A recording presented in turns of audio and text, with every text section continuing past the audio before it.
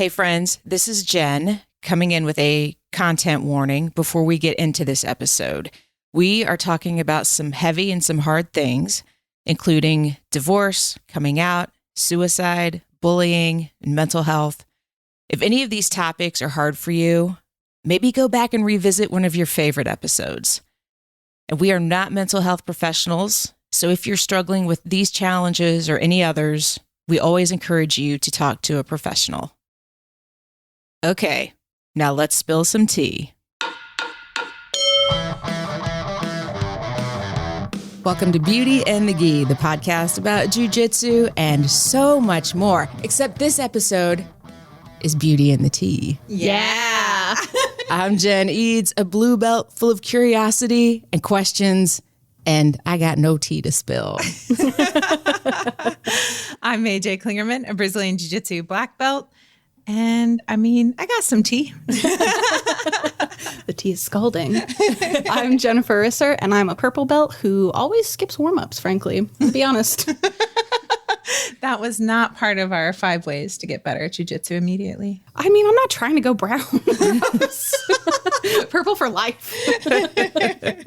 Risser, tell us how this episode thought process came to be. I was just sitting on the couch. I don't even know what we were watching. And I was like, you know what we should do? Beauty and the Tea, where I call you out for not following your own advice. I'm glad I get to be here for this. Now, what's the big thing you wanted to call me out for? My favorite thing is that AJ always, it's very good advice. She always gives advice of making a game plan, whether it's a training game plan, a competition game plan. Try to coach her to have a game plan, and she doesn't. There was one time you were prepping for Worlds this year, and I look over and you're doing an omoplata, and I was like, is that in your game plan? And you were like, I think so. And I was like, that's Rachel's game plan. Your game plan was do not omoplata. It's a little bit of a do as I say, not as I always do. Exactly what I was going to say. But what I will say is I had a very strong game plan for PANS 2020 and I won. That's true. So I do recognize the value, and it is really good as an instructor for my students to have a game plan so that I can help them fix things. But I think as kind of a self-coached person, sometimes I have wandered off into the woods. I try to be your coach. You don't listen to me. You're like, what does that purple belt know? Idiot. Okay, so let's go for some of the easy questions we got first. Thank you to everyone that submitted questions. It's so nice that people actually do look at our Instagram. Right? Makes me very happy. We appreciate the back and forth conversation. Exactly. It very much helps with content creation ideas for the podcast. Yes. Very helpful. Okay, so first piece of tea is Emily Kwok is our first instructor that we announced for Role Model Camp, Indie Base Camp 2023. So we did announce that on our personal Instagram and the Role Model Instagram and my personal Facebook. But for the podcast listeners that didn't know that, Emily Kwok is our first instructor. Yay. I'm so excited. Yeah, she's so good. Yeah. Were you at the camp where she taught last time? I was. That was my very first ever camp. Ooh, that was a heavy camp. Yeah. Emily taught some good jiu-jitsu, but even as a blue belt, I was like, this is too much jiu-jitsu for me. I'm not good enough for this. She is so profound. Like, I feel like you could just fill the gym with just quote bubbles from her. Mm-hmm. We've talked about doing that, frankly. Yeah. Just vinyls up on the wall, Emily Kwok. And she doesn't understand why people like her, which is wild. Yeah. Good to be humble, I guess. Yeah. After our announcement, because we did it live with her, she was like, I hope people like it. I hope people want me there. And I'm like, are you kidding me? Last time we had Emily Kwok, we sold out camp in January. Yeah. So, and we're already almost 50% sold out now. So that's big. I think if I could replace the cranky Ruth Langmore with Emily Kwok, I would probably be a lot better off in every aspect of my life. But yeah, you just need Emily Kwok as the little angel on your shoulder. Exactly. Instead of Ruth Langmore, what are you doing? Emily Kwok just, how could we make this better? Love that. Okay, so somebody asked about leaving the gym. When, how do you know when it's time to leave a gym and starting over at a new gym? So I guess I kind of want to throw this to you, Jen, because like you didn't fully start over at a new gym, but you kind of did. You know, like you left your home gym to come down and train at Role Model. How was that? Like, was there anything hard or? No. Well, I mean, it was great having my gym 10 minutes from the house. That was awesome. I think your home is where your coach is. Yeah. For me. So it takes a little longer to get here, but now I have time to listen to podcasts. So that is the upshot of it. I have more time. Like if I've had a bad day on the mat, I have more time to decompress a little bit before I walk into the house. I'm sure, which is really good for a marriage. So yeah, I mean, coming down here might be the best thing for my marriage ever. I love that. Amazing. That's fantastic. Jiu-jitsu, it's good for relationships. Can be. Do you have any thoughts on how to know when it's time to leave? There are so many reasons you might wish to leave a gym. So, you know, without more context, it's hard to know. But I think that maybe you just think about like, okay, does my instructor fit my core values? You know, is it an instructor issue? Is it a scheduling issue? Is it a money issue? You know, if the gym is important to you and the culture fits your vibe or your values, you know, is it fixable? Going by that, you know, like, is it fixable? Because like if you talk about it's a money issue or a scheduling issue, maybe talk to your coach and see if there are any other options. You know, maybe they were going to start a new class next month that, you know, you didn't know about, or you were just the push they needed to start a new class or something like that. Or maybe there's some stuff you can do around the gym to help supplement the cost or something like that. But yeah, I think talking to your coach is good. I think if it's a problem with the coach or the team, I don't know. I think about when I was like younger in high school or something, if any of my friends were like thinking about breaking up with their boyfriends or whatever, I would be like, do it. Because if you're thinking about it, it's already not a good relationship. It's not fair to you. It's not fair to them. Like, and so it would just be like, you know, you have a couple of choices here. You can like do what it takes to fix it or move on. Yeah, totally. So that was always my relationship advice as a teenager. And it really, you know, like it's more complicated than that as an adult, but I think that kind of the same thing holds. Like if you're thinking about it and, you know, like really thinking about it, go try out some other gyms. See if something fits your vibe better. You know, sometimes you'll find the grass isn't greener on the other side. Mm-hmm. You know, you thought that things should be run a certain way and they aren't, and you look everywhere else and it's not run a different way there either. I don't know. Like, I think trying it out and seeing. And then as far as like starting over at a new gym, I think, you know, doing your best to integrate immediately, which can be very hard, very hard. But try to make at least one friend, you know, like just kind of like how we talk about camp, you know, like just try to make one friend, somebody to drill with, like ask people to roll, try to do team events, you know, like if they're going out to dinner or invite somebody out to dinner, you know, like whatever it takes, just try to kind of integrate because that's going to make you happier at that gym. Totally. And my best advice for starting at a new gym is, you know, learn the rules, learn the etiquette, learn the customs, you know. Do you bow on the mat? Do you bow to a picture? I mean, you know, those aren't things we necessarily do, but, you know, some of the formalities sometimes can be important to the people that train there. So, you know, just kind of learn, can you ask an upper belt to roll? You know, what are the rules with stuff like that? So, you know, make sure that you're following sort of like the culture there. Learn the culture. Yeah. Yeah. That's good advice for anywhere. Yeah. I think the hardest part about leaving a gym is leaving your friends. Oh, yeah. You know, I think, you know, like just even me leaving endurance, the hardest part was leaving those morning people. Mm-hmm. Like some of them followed us, but not everyone, you know, like it's not feasible for everyone. It's a drive. It is. And I miss those guys. I miss them a lot, but I'm sure I miss you. I think true friendships will endure. The ones that are really your friends are going to be your friends even after you leave the gym. Mm-hmm. And if they're not, then that's, you know, now you know. Yeah. Yeah. And if it's a rank issue, I would not run to a new gym quickly. You know, most of the time when you go to a new gym, you're not going to get ranked up fast. You know, you might be comparing yourself to other people in the gym. Why are they getting ranked up faster? But, you know, are they training more? When you're both there, who's drilling more? Are you just showing up to class and sitting? Are you rolling? You know, are you improving? Look at yourself. So, you know, we've seen a fair amount of like people chasing belts, and that's not the purpose of jiu-jitsu. And I don't think you're ever going to be satisfied if you're chasing a belt. Agreed. It's funny how different people can be about that too. Like some people are, you know, like, please never give me my next belt. Like I like to ask people, you know, like, you know, I'd like to see you get to your next belt in the next year or whatever, however long it is, depending on the belt.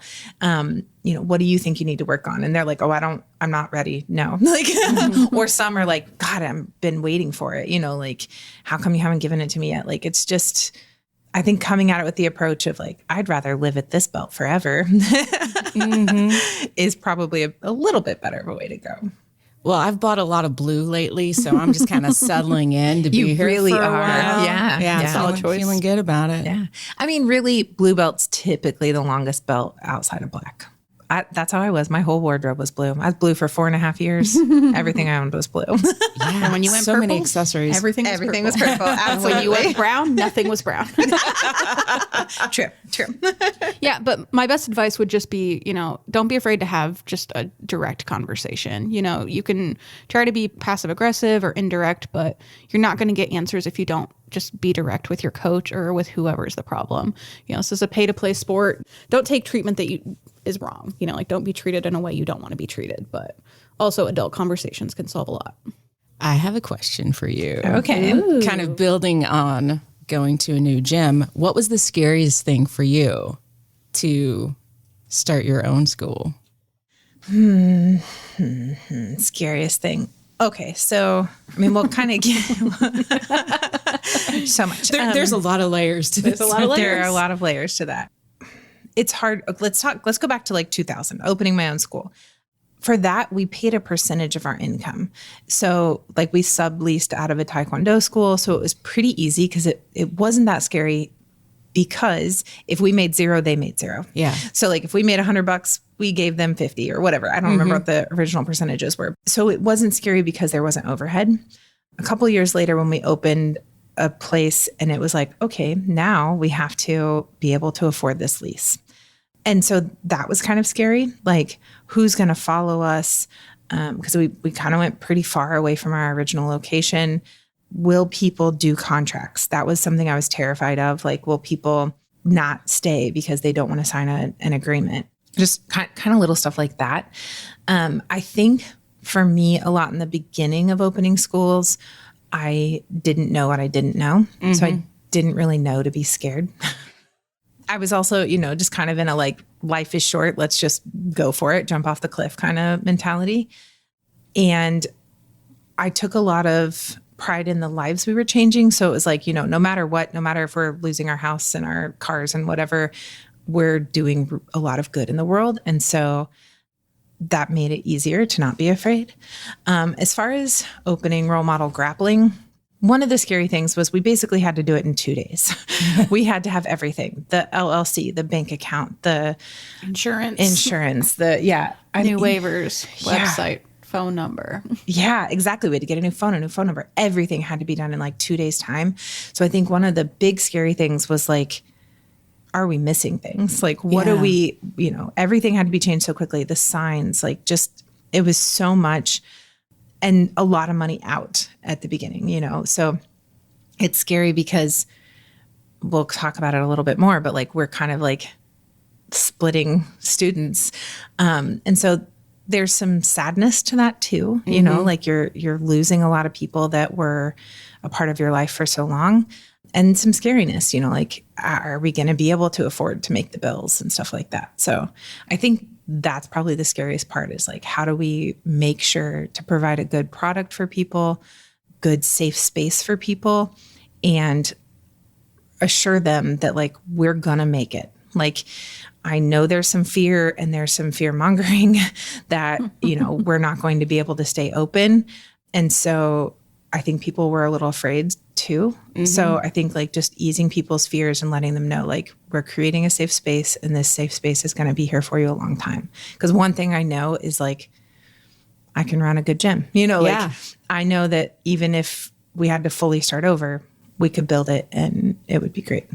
So I guess we go to Ashley's question. Oh, yeah. That kind of builds on top. Yeah. So Ashley said, what happened with AJ's marriage and who is she seeing now? There's some tea for you. Surprise. So, I am divorced. I left my husband. It's been quite some time now, long before anyone else knew. I think that would be the... I was seeing someone for a while, but now we're married. Yay. Surprise. So this is my wife, Risser. Hello. Yeah. So, there was a lot to that, just kind of talking about, I guess, a little bit of spilling the tea. I think that by introducing my wife, you recognize that I am a lesbian. Thank you for that clarification. Right? Yes. Beauty and the gays. Beauty and the gays.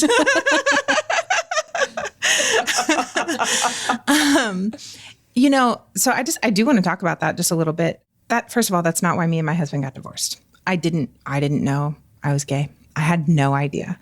Some people know their whole life, but keep it inside, whatever. I fully had no idea. Like, now I look back at it and I'm like, oh, that makes so much sense. Like, there were a lot of Melissa Etheridge concerts in there. Not to stereotype. But my mom jokes that, like, she turned me gay because she took me to all the Melissa concerts. Does she know she was at those concerts?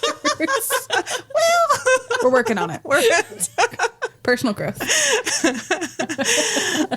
But yeah, like, I really just, aside from like Melissa concerts or something, and like as an adult, sure, I had more exposure. But like as a kid, as a teenager, I had almost no exposure to anyone gay. The kid that had a locker next to me had 2 moms, and that's legit all I can like think about that I know of. It just wasn't something I was exposed to at all. It never even was something that crossed my mind. Mm-hmm. So I don't know. I just had zero recognition of it. Now I'm like, oh yeah, I've definitely been gay my whole life and just didn't know. I just wasn't exposed. I just wanted to be her friend. I have a crush on her. Right? And it's funny to think back now and be like, I think that might have been a crush. Like I didn't recognize it. And like, I just always thought I only had eyes for my husband. My husband and I were together 23 years and I didn't find other people attractive. I mean, like I could be like, oh, that's a good looking person. Yeah. But like never was I attracted to anyone else. I think because I thought it was supposed to be dudes. Like I thought I was supposed to be attracted to men and I wasn't. And I did always think, this is silly, but like I always thought lesbians were my people. And I thought it was because of like jujitsu, like I thought that like maybe they just, like they should come in and train with us kind of thing. Not that like that was really my community. So I, always considered myself an ally, but never actually, gay. Surprise. And my husband and I had more issues than I recognized throughout our marriage. I thought we were blissfully happy. And a big part of that was me ignoring most things. I lived by a motto of I'd rather be in love than be right. And so I never stood up for anything I believed in, ever. And I think pandemic did a lot to slow me down and make me like, I don't want to live like that anymore. Mm-hmm. I don't want to, I don't know. I want to stand up for what I believe in. There was so much hate rhetoric in, the news and all of that. And I didn't want to be a part of that. And I think being silent is being a part of that. And so I started feeling like, I want to start standing up a little bit for what I believe in. And that was insanely hard to open my mouth and be like, I don't agree with you. Mm-hmm. Therapy helped a lot. I got into therapy to really deal with my dad's suicide. It had been 10 years and I was still very much blaming myself, a little bit still blaming him. And so I started therapy because of that. And, just because of kind of questioning, like, just life, know? Yeah.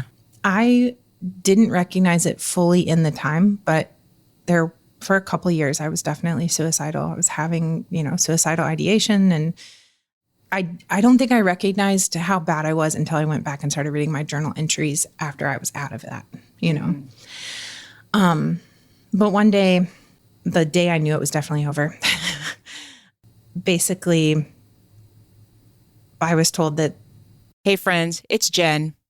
AJ really wanted to share an important part of her story here, but personally, I don't feel good sharing what her ex said because it was very homophobic and hateful, and we would never want you to walk away from listening to this podcast feeling bad about who you are or who you love. So I opted to cut it out.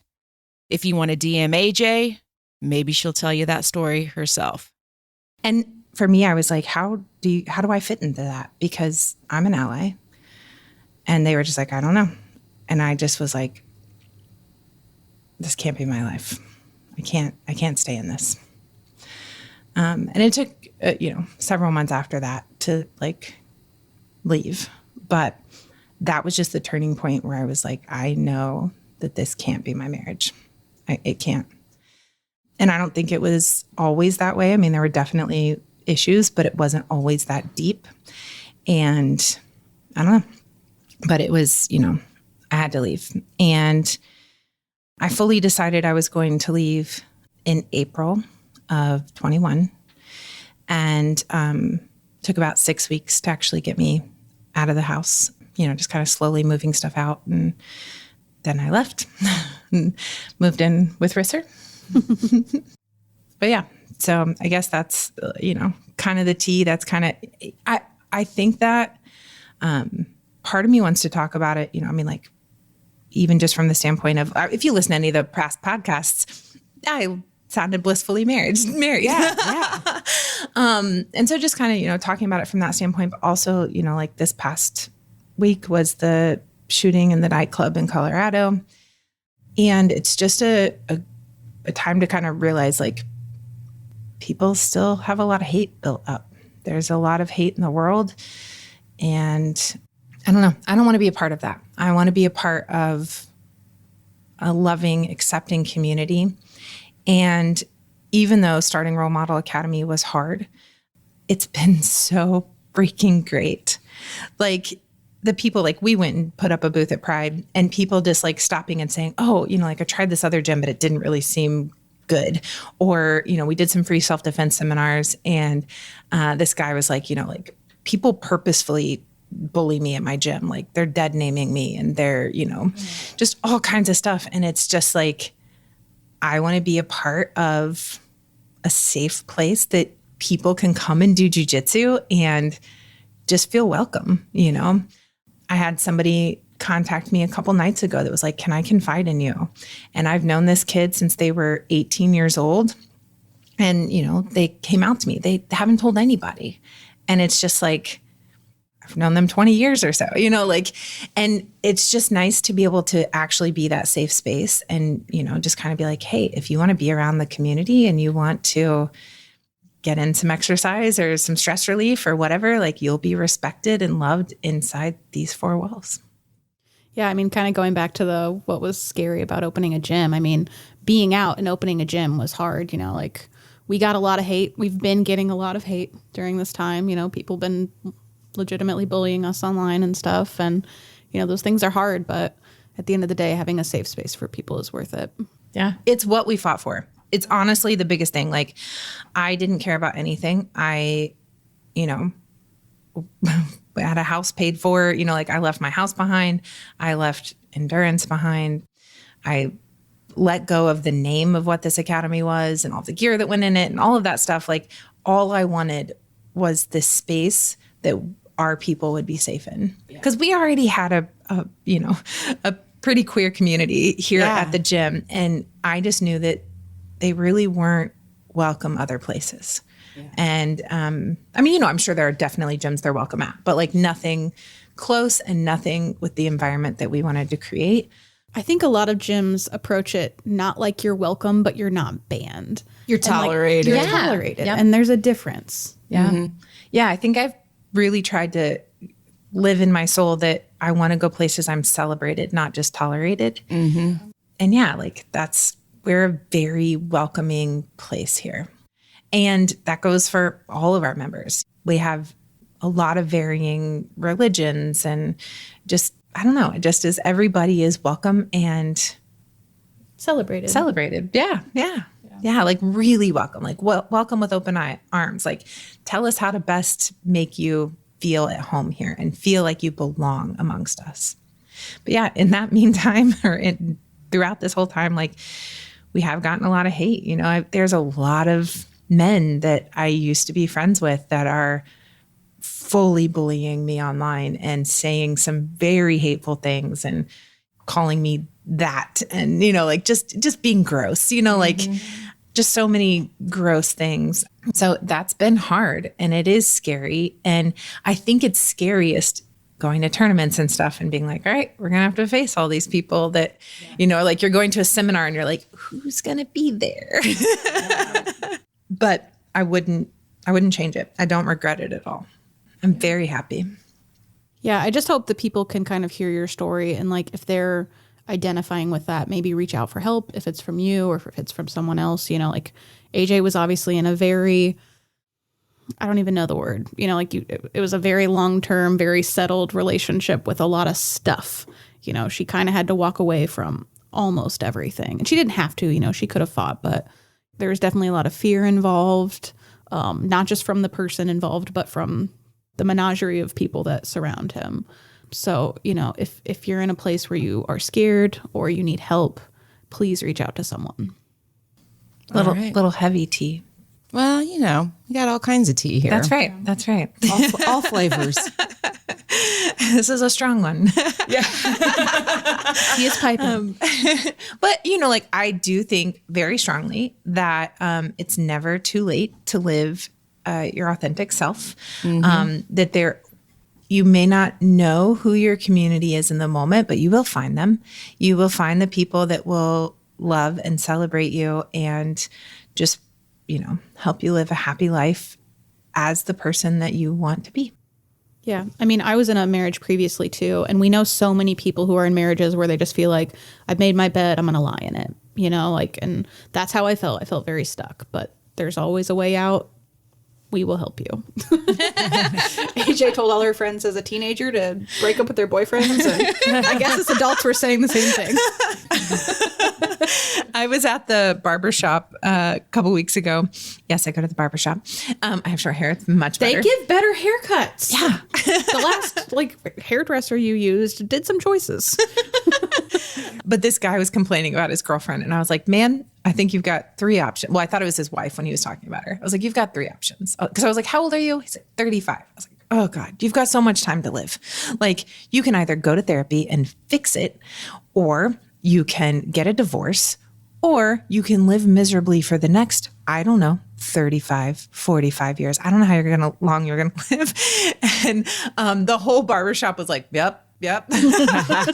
Also, I forgot to tell you, my mom was so pleased that I fit in at the barbershop. She thought that was like a rite of passage. She's like, you're just hanging with the guys there. Okay. All right. So you might have not known you were gay, but I sure had no idea either. So my gaydar is so bad. I mean, I didn't even figure out for myself until I was like 26, almost 27. I mean, so it's never been good. Never. I was in my good. 40s. So, but you texted me and you're like, "Hey, are you coming to dinner tonight?" Because like a bunch of the team was coming to dinner. I'm like, I'm not that social, so no. It's in Greenwood, gross. Yeah, I'm not driving all the way down there. I'll see you in class. Yeah, so I'm at the zoo, and at this point we had told almost no one still. Like actually most people didn't even know that my husband and I had split. You know, this is months after we'd split. So we were going to get the women's team together and kind of tell them what was going on. And the goal was, you know, like tell them about the split and then tell them that Rissa and I are together. And so I text you, are you coming? And you're like, no. And I was like, okay, but I think I said, Rissa and I are coming out at dinner tonight. And you were like, called me immediately. Well, no, I texted you back and I was like, please don't take this offensively. But do you mean like coming out like you've left your marriage or like you're coming out? I was very confused. The answer was yes. Yes. Because you had known that my marriage had split, but you know, because we're close, but you didn't know the further. Beth suspected. Yeah, She might have suspected before we were even together, though. Yeah. She's good like that. Yeah. She is the mayor for a reason. Yeah. And if you're new to the podcast, Beth is my wife and she's like the knower of all things. Yeah. So for some people, this podcast just got a lot more gay than they realized. It's been gay the whole time, suckers. You just didn't know. Speaking of which, I believe you promised to tell the story of you and Beth meeting, right? Oh, Mariah asked about that. So, They would be Spill the tea. Spill the tea. so kids, a long time ago, when people actually went out and went to bars and met people and there was no Tinder, we were not swiping on anything. There was a bar in town here in Indy called Utopia. I'm just hanging out like on a Thursday night, minding my own business, sitting at the bar, drinking my Miller Lite because I'm very fancy. And Beth walked in with some friends. Like I did not know them. But one of the friends sent a beer to me and I drank it. I was like, waved, thanks. Hey, thanks. It's not like I'm going to go down and have a conversation though, because I don't talk to strangers. And just to clarify, you did know you were gay at this point, right? Oh yeah. Okay, just making sure. This was a gay bar. This was a gay bar. Okay, Yes. just making sure. I assume based on the name. Yeah. Figured it out. So her friend sent me a beer and like that was it. But her friend kept talking about me, but would not come talk to me. So Beth is like, oh, no worries. I'll go talk to her for you. Because Beth's going to be the wingman. She's the worst wingman ever. Because That was one time. One time. I know she better not ever be a wingman again based on that on this story. experience. So she comes down, we're talking. She's like, don't worry about me. I'm not here to hit on you. I'm here because my friend likes you. And then we start talking, and then she forgot about her friend. Some friend she is. I know. So then, I mean, that's kind of just how we met. And yeah, then the rest is beautiful history. We don't get to talk about that. Didn't you stay with her for an extended period of time? Spill the tea. You all immediately practically. Well, I mean, there was like a week in between. Okay, got it. Oh, okay. Yeah. A respectable amount of time. Yeah, I mean, because I had to go out of town. So that was the reason you weren't in town to be. Right. So I was like, hey, do you want to go to a Pacer game when I get back? Like, I even called her because like we were not texting. You didn't text in 2000. It was ancient times. So I called her from California. I was like, hey, do you want to go to this Pacer game this weekend? And she's like, great. And then I got back into town and we were going to the game on Saturday. I talked to her on Friday. I'd been working downtown. She's like, do you want to come by on your way home and we'll make plans for the game? Because she is a planner. She has a game plan for everything. And actually uses it. She does, yes. So I went to her house and she says she invited me over for a beer and I never left, which is pretty much true. So I will own that. I will own that tea. Yeah. And they lived happily ever after. Yeah. I mean, it's 22 years into it. So, oh God, our anniversary's coming up in a few days. That's a good reminder. Thank you. Yes, absolutely. Glad to be here. Yeah. So that's the story. There you go, Mariah. It was a good story. Yes. You know, another question we got was, what's the next big thing planned and what are we working on? Jen, what's your next big thing planned? I got nothing. Well, it doesn't have to be jujitsu, you know? What's your Podcast. What are you working teaching? on? Are you writing songs? Are you putting out an album? You performing anywhere? I am just on cruise control right now through the end of the year. That's and nice. Trying to manage the abundance of clients that I have in podcasting and figuring it all out. So I am just like, I'm going to jujitsu, taking care of my people. That is my plan. Like there is no earth-shattering, big vision, you know, and it feels like the opposite of what you hear from like all the goal setting and all the, you got to have this and I'm just going to like live in this moment for a little while and just enjoy that everything is okay. Yeah. Yeah. I'm happy. You don't always have to be building. No, it's nice to just kind of take it all in and spend a little time and enjoy it. Yeah. Yeah. And I'm saying yes to things. And I feel like as I do that, then the next thing will kind of reveal itself and find me. But I'm not on a mission to go find the next big thing. Yeah. That's overwhelming. Yeah. Being an international celebrity is hard. So hard. So many I was demands. talking to Taylor the other day. And, You guys are going to take down Ticketmaster I together. know, basically, yes. Speaking of international, you do have some big jujitsu plans, yes? Yes. Ooh. I sent my passport in to be renewed this week. Yes. I've been looking at flights. So, yeah, I mean, I guess the biggest jujitsu plan is to go to Costa Rica. But I mostly just want to learn how to surf. Same. I would love to learn how to surf. It's great that I'll get to do some jujitsu, but I really want to surf. I do too. So maybe that's the big vision. Yeah. Love that. Yeah. I'm like, if I can get up on a paddleboard on Eagle Creek on a relatively calm day, I can gonna be totally fun. surf. Yeah. Totally. Yeah. Yeah. Pat Smith went to a camp recently and she was very adamant she was not surfing. And by the end of it, they got her to, and they got her up on the board and everything. So It helps that Emily surfed. exactly. I think all the instructors there surfed, right? Yeah, I think so. So yeah, we're definitely doing it. I'm in. Nacho, one of the head jiu-jitsu instructor at Hero BJJ, is also a surf instructor. So It's going to be maybe a he good can help trip. us use our jiu-jitsu brains to learn how to surf. Based on today, I don't know if my jujitsu brain is really going to be helpful in that. So that's a good reminder that Role Model does have a Costa Rica retreat coming up. Get registered. It's in February the 19th. Yep, 19th through the 23rd, I think. We should know the dates by now. We really It should. is the Those are 19th the to right the dates. 23rd. Those are the right dates. Fantastic. Way to go, Jen. So that registration is on herobjj.com. Please get registered Yeah. if you're going. Yeah. Actually, somebody told us that this is the best week to buy flights, so we should really buy our flights. We were supposed to do that 2 days ago, but we forgot. Yep. So we're going to do that. Yeah, that feels right. What about you? Any big plans coming up for you? Next Camp. big thing? Yeah, all the I camps. think it might yep. be all the camps. We're going to Costa Rica. We're going to Alchemize Camp. Our camp, obviously. I know you've got other camps going. You've got the queer camp in Indy. Yep. And then don't you have another camp? Not revealed yet, but yes. She gave me a hint, and I don't know what it is. Yeah, so we have lots of camps that I'm teaching at next year. I'd like to do a few more seminars. I am doing a seminar at Fit Power coming up in December 3rd. So that's in Milwaukee. If anyone's near Milwaukee, come see me. And it's so cheap. It's stupid cheap. It's $35. Yeah. It's so cheap.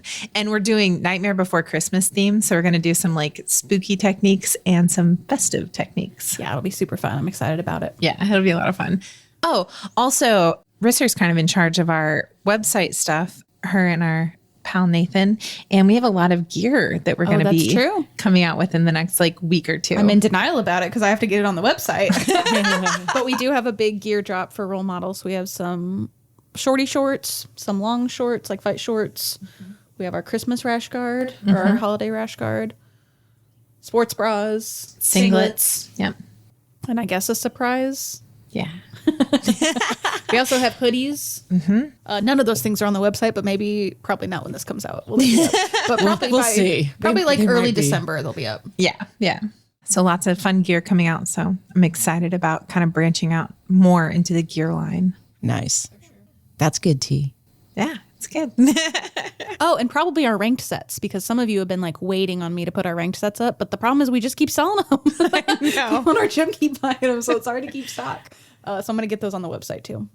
Nice. That's very exciting. I love our ranked sets. They're so cute. Yeah. I like them a lot. I like the pattern a lot. Yep. There it is. All right. Very good. That's all the tea. Yeah. So do we have any on and off the mat tips that came from this conversation? Have the hard conversations. Yeah. Live your best Or off life. the mat, really. Yeah. Like, Yeah. if you're having trouble with your coach or a teammate, have the talk. Yep. Yeah. Cool. Go to therapy. Go to therapy for Go the to love of therapy. God. Everyone needs therapy. Therapy has been great for us. Absolutely. Absolutely. I don't know how I would have made it through all of this without therapy. Yeah. I really don't. Cannot tell you. I went to therapy a couple times throughout my life, briefly, but nothing as intense as I've done over the past year and a half, or I guess 2.5 years now. But yeah, it's been life-saving. I was going to say life-changing, but I think life-saving is really the... And I think a hard lesson that you had to learn was that the first therapist is not always the right therapist. AJ went through some really not good therapists. You know, if you had a therapist and you hated them or, you know, got bad advice, don't be afraid to look for somebody new. Yeah. It always feels daunting to start over and like retell your story or whatever. But it's worth it. Like I finally found a good therapist that I've been with for a long time now, and it's fantastic. It's very helpful. And it's helpful with all aspects. Like, you know, sometimes I'm coming in like, how do I handle this student? Like, what do I do? Speaking of handling students, one other big thing I have starting is I'm doing a business mastermind for jiu-jitsu people. So that's going to be on the third Friday of every month. And you can have a jiu-jitsu school or a jiu-jitsu brand, gear or anything like that. And we actually have some people that do other things like photography or pet training that are just jiu-jitsu people, you know, because then you're with like-minded people. So it doesn't necessarily matter what kind of business you're in, but if you have a business and you would like some coaching, I will be doing masterminds the third Friday of every month. Do people know what masterminds are? So basically it's a number of people, whatever that is, depending on the group. And everybody comes with like their own issues.